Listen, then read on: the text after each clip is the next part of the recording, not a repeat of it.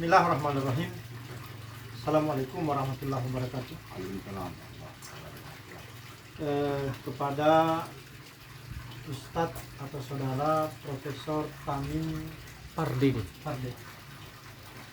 saya ingin berdialog, berbincang-bincang, atau barangkali meminta tanggapan, sekaligus pendapat. Secara umum kaum muslimin saat ini itu mereka merasa memperjuangkan Islam, sebagian. Ya. Tapi di lain pihak mereka tidak memperhatikan bahwa Allah Subhanahu wa taala memperingatkan kepada mereka bahwa an aqimuddin wala tatafarraqu fihi. Ya.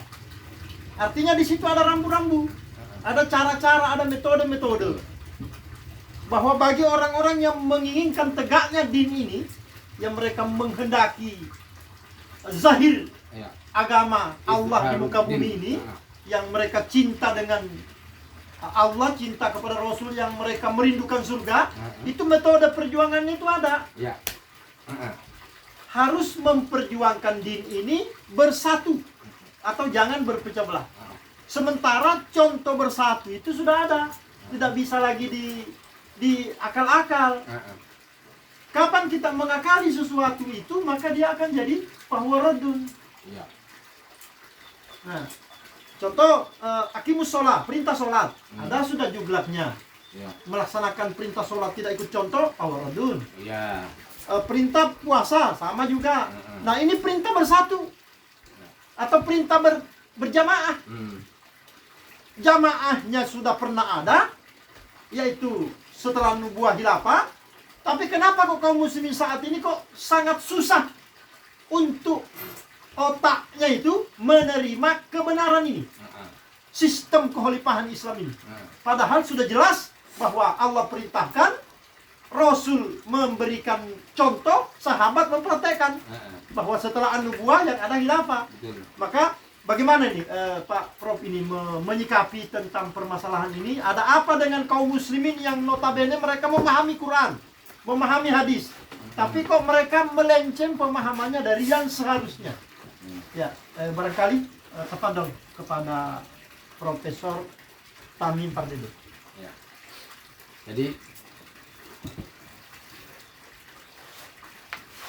yang terjadi saat ini, kita tidak memungkiri kecintaan sebagian insan. Saya tidak mengambil istilah muslim, saya mengambil istilah insan. Kesalahan insan yaitu ketika tidak mengikuti keseluruhan daripada kehendak Allah. Mereka hanya mengikuti sebagian dan membuang sebagian. Di surah An-Nisa 150 sampai dengan 151 itu yang mengambil sebagian dan mengingkari sebagian itu ulaika humul kafirunal haqqo. Ya. Lalu kenyataan saat ini memang seperti itu.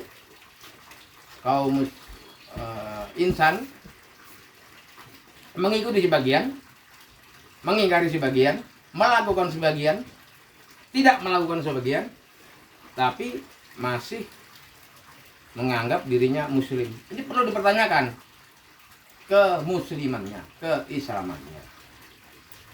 Adapun Islam itu secara lughah itu bermakna al-istislam al-kamil, ketundukan atau kepatuhan yang sempurna. Kepada siapa? Kepada Allah dan Rasulnya. Kepatuhan yang sempurna, bukan sebagian-sebagian. Adapun pemaknaan Islam itu berasal dari kata salam, itu perlu belajar bahasa Arab lagi itu manusia. Beda salam dengan Islam, berbeda. Ya kan? Nah, jadi Islam itu bermakna al-istislam al-kamil, ketundukan dan atau kepatuhan yang sempurna. Adapun orang yang tidak patuh di surah Al-Maidah, wa malam yahkum bima anzalallahu faulaika hum al-kafirun, humul kafirun, menggunakan alif dan lam, isim ma'rifah. Sebagian kelompok salah fikir membantah makna ayat ini adalah kafir yang sebenar-benar kafir dengan menggunakan dalil yang mereka kutip dari yang mereka nisbatkan dari sebagai asar daripada Ibnu Abbas, yaitu kufrun duna kufrin. Mereka orang-orang ini, orang-orang salafik ini, mereka saya bingung. Mereka ini sebenarnya pinter atau bodoh? Atau diantaranya atau berpura-pura. Kalau saya berpikir mereka berpura-pura. Ya kan? Mereka belum mengetahui manisnya ilmu hadis. Perlu diketahui dalil kufrun duna kufrin yang dinisbatkan dari asarnya Ibnu Abbas sesuai dengan yang diriwayatkan di dalam kitabnya Mustadraknya Imam Al-Hakim tersebut, terdapat seorang perawi yang bernama Hisyam bin Hujair, yang perawi tersebut dhaif pada masa usianya. Dan bersendiri, itu dalilnya cuma satu, hadisnya cuma satu, tidak diperkuat dengan yang lain. Benar-benar gharib, berdiri sendiri.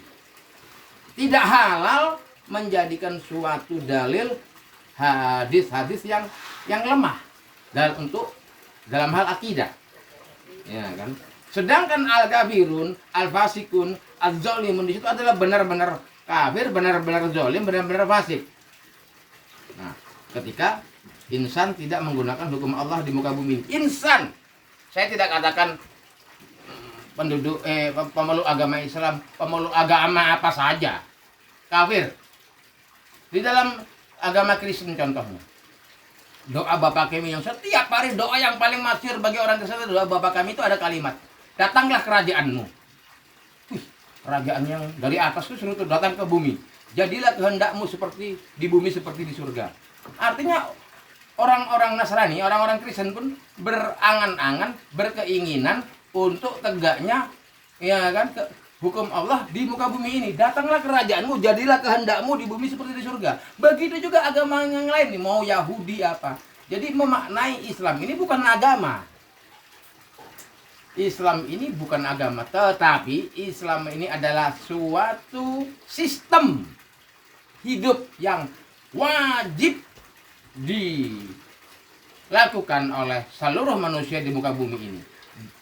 Diterapkannya hukum Allah sesuai dengan keyakinan masing-masing. Itulah dia Undang-Undang Dasar Negara memberikan kebebasan bagi warga negara untuk beribadah sesuai dengan keyakinannya masing-masing.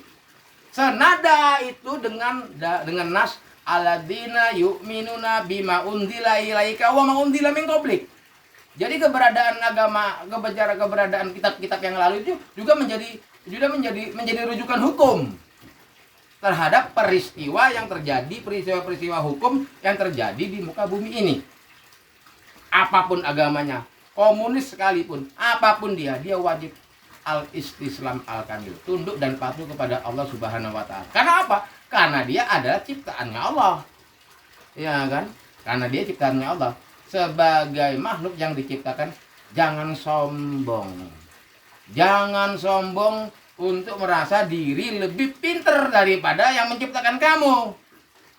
Maka di Markus itu dijelaskan ketika orang Yahudi menganggap diri mereka sudah patuh kepada Allah, apa kata Nabi Isa kepada mereka? Percuma mereka beribadah kepadaku, sedang yang mereka lakukan adalah perintah manusia. Percuma peribadahan yang dilakukan oleh orang Yahudi atau orang Kristen, sedangkan selama ini yang mereka lakukan adalah perintah manusia. Yang harus mereka lakukan adalah perintah Allah. Datang, jadilah kehendakmu di bumi seperti di surga. Nah, untuk menegakkan hukum ini tidak akan bisa terwujud, terjaga api bila tidak diawali dengan adanya satu sistem kepemimpinan penerapan hukum Allah di muka bumi ini. Begitu. Jadi wajib adanya organisasi, adanya suatu lembaga mendunia, bukan cuma Indonesia. Karena Islam itu rahmatan lil alamin, bukan rahmatan lil Indonesia, ya kan? Lembaga yang mendunia yang mengatur semua urusan umat insan yang ada di muka bumi ini. Hal ini sebenarnya yang paling bagus itu, yang paling mendekati hal seperti itu sebenarnya orang Katolik. Orang Katolik itu yang nggak pernah baca Quran, yang justru menerapkan sistem kepemimpinan yang tunggal seperti ini, maka paus itu wah untuk semua untuk semua umat Katolik yang ada di muka bumi ini. Ini yang aneh, yang ngaku umat Islam, yang ngaku berkitabullah tidak melakukan ini. Ini suatu hal yang membingungkan. Kadang saya sendiri pusing saya. Kira-kira begitu. Iya, bingung saya. Nah, oke. Ini mungkin apakah bisa dikatakan bahwa inilah keberhasilan Yahudi menyelipkan pemahamannya ke pondok-pondok pesantren? Apakah bisa dikatakan seperti itu? Bisa. Sehingga sampai orang Islam itu sendiri dia lupa bahwa Quran yang dipelajarinya itu mengajarkan dirinya untuk tunduk patuh kepada Allah bersama-sama, berjamaah maksudnya. Dalam jamaah yang benar. Sangat bisa, karena jelas di situ kan nasnya walan tardo, bukan wala tardo. Kalau la asrof nggak minum, tapi nanti bisa minum. Tapi kalau lan asrof ya nggak akan pernah mau minum. La dengan lan berbeda, makanya walan tardo Yahudu dengan Nasoro tidak akan pernah ridho, sehingga kalian mengikuti milah, bukan agama, milah, cara hidup. Kalau din itu beda, din itu lebih tinggi daripada milah. Milah itu berada di bawah din. Nah, sehingga kamu mengikuti cara hidup mereka. Itulah sabda Rasulullah, kamu akan ikuti mereka sejengkal demi sejengkal sampai masuk ke lubang buyawa, kamu akan ikut. Itulah makar mereka. Makarnya perusak ini yang suka menyembunyikan sebagian ayat. Beriman kepada sebagian, ya kan, kafir kepada sebagian. Ulaikal humul kafirun al haqq, benar-benar kafir. Makanya saya berhati-hati dalam menggunakan kalimat muslim dan insan. Kira-kira upaya apa kira-kira yang saya sih akan terus menyadarkan mereka, ya, mengajak mereka, memberitahukan kepada mereka bahwa an aqimuddin ini wala tatafarraqu fi. Tidak bisa kita kemudian memperjuangkan din tapi masing-masing. Harus ada satu wadah, satu komando. Wadahnya disebut khilafah, komandonya disebut khalifah, dan inilah insya Allah yang kelak akan kemudian menjadikan Allah menjadikan layastahlifannahu fil ardi kamastahlafal ladina min qablihim. Jadi itu adalah suatu upaya yang wajib juga. Wa man ahsanu mimman da'a ilallah. Ya kan? Ya. Yang lebih baik adalah itu. Mana lagi yang lebih baik daripada orang-orang yang menyeru dari setiap waktu kepada insan untuk kembali kepada Allah. Baik, mungkin sedikit penegasan dari Pak Prof tentang ngopi dulu.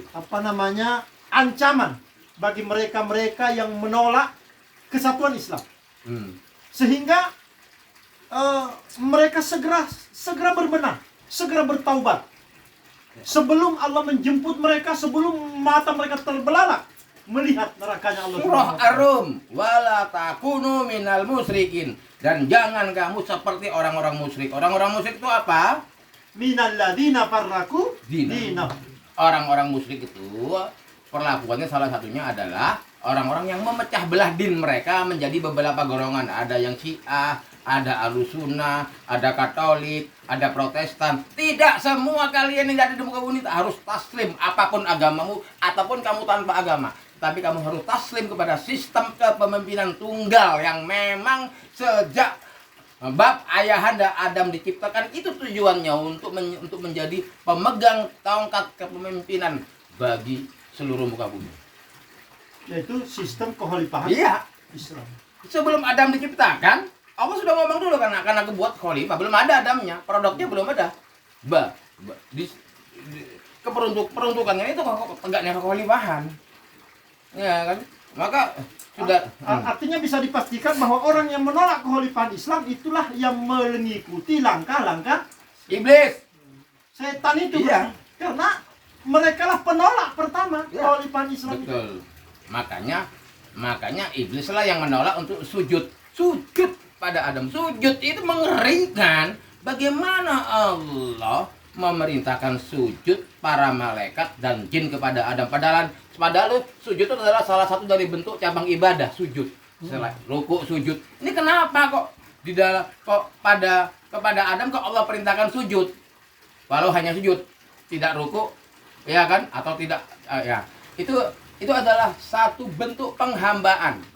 Jadi wa ma khalaqtul jinna wal insa illa liya'budun, itu artinya tidaklah aku ciptakan jin dan insan kecuali untuk bukan beribadah. Ibadah itu cabangnya, bukan kecuali untuk beribadah kepadaku. Bukan sholat, bukan zakat, juga bukan saum. Itu cabang ibadah. Ibadah itu dari kata abdi, jongos, kuli. Jadi arti yang tepat dan benar, tidaklah aku ciptakan jin dan insan kecuali untuk menjadi kuliku, untuk menjadi jongosku, untuk menjadi pembantuku. Menjadi seorang kuli harus tahu diri.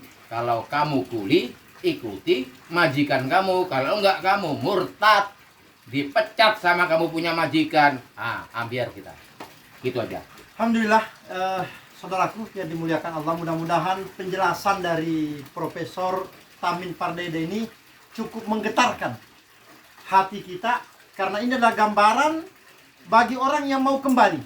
Ya, Allahu yajtabi ilahi may yasha wa yahdi ilahi may yunib.